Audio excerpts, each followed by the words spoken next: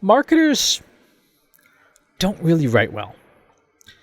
I mean, this is kind of a generally accepted thing, and there's a lot of variance, obviously. There's some marketers who are fantastic writers, who are novelists and poets, and they're using their skills in the marketing realm. But then there's a whole bunch of folks whose writing is not as helpful for convincing people that they need your product or service. And I got to thinking about this because I was reading some copy recently in a marketing promotion going, that's not how I would say that. Now, I don't know whether it worked or not, but I know from a writing perspective and an understanding perspective that what had been written was not great.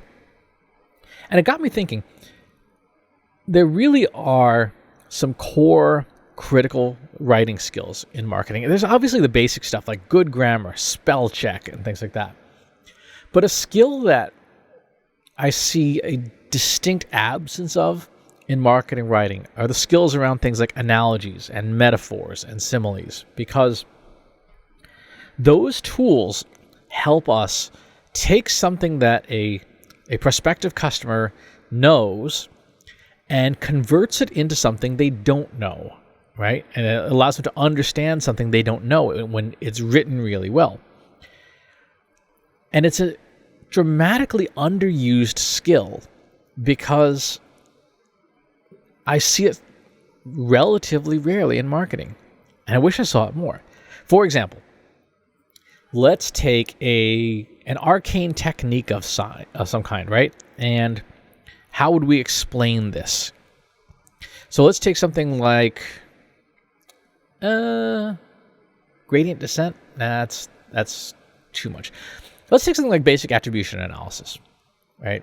Attribution analysis, where somebody gets credit for what gets credit for the conversion.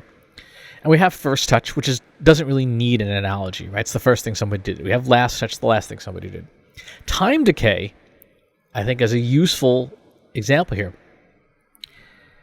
When you think of time decay as an attribution method, it means it's a half-life formula. It's essentially a decay formula that says every whatever period, cut the credit that something gets by half, and by half over time until this is effectively zero. Well, time decay is a scientific concept, and it's a mathematical concept, and it's not something that the average person, particularly somebody who's not specializing in analytics, is going to have a lot of experience with. So how would you explain time decay to somebody else? Well, an easy way to help someone conceptualize it would be, imagine you have a bin of like Lego blocks. You take out half. Okay, that would be the amount of customer activity from your marketing channels after 1 week. And then another week goes by and you take out another half of the remaining bricks. That's what happens after 2 weeks. And another week goes by and you take out another half of the bricks out of this container you've got. And what we've got here is essentially a metaphor, right? The box of bricks is the metaphor for how time decay works. And what's left after each week, that's all the credit you have left to assign to your marketing channels that week. And another week goes by, take out half of the bricks and so on and so forth.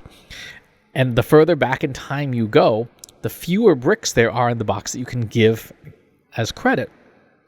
And helping somebody understand that means they will understand the attribution method and when time decay is an appropriate method for doing attribution analysis and when it isn't.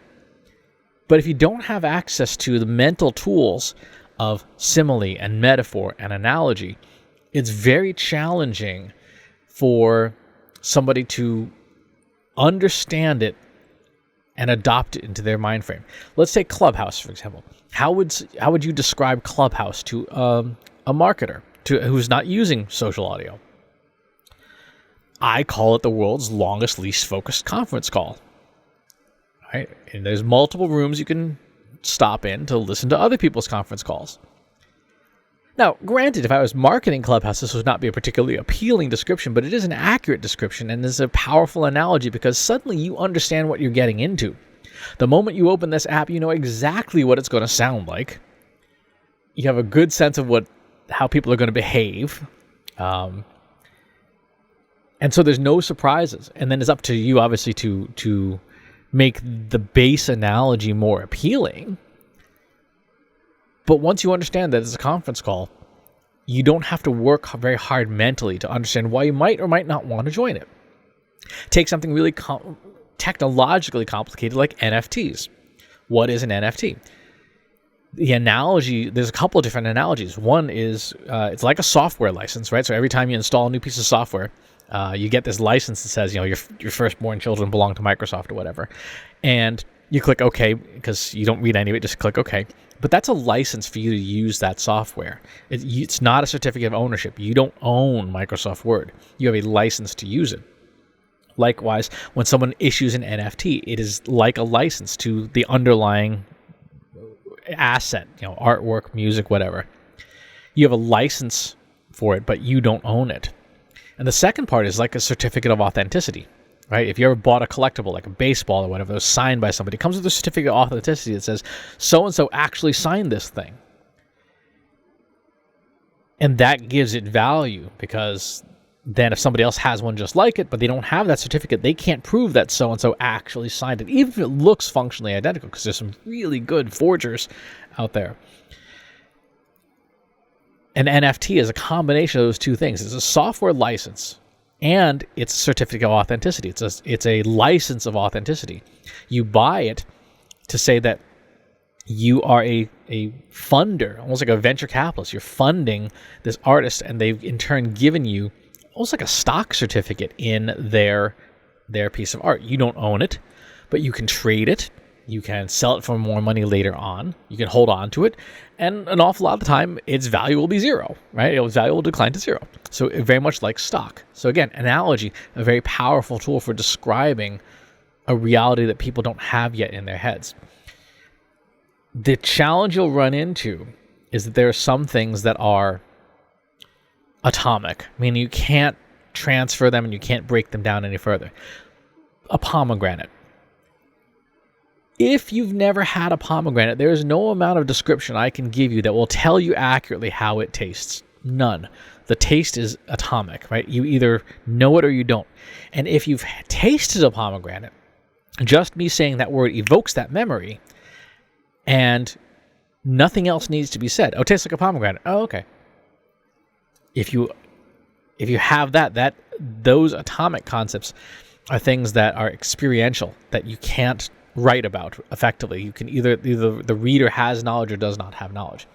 But if I could give marketers any one piece of advice, it would be improve those writing skills around metaphor and simile and analogy, because it will dramatically improve your ability to communicate with an audience about the concepts that you need to get into their head, right?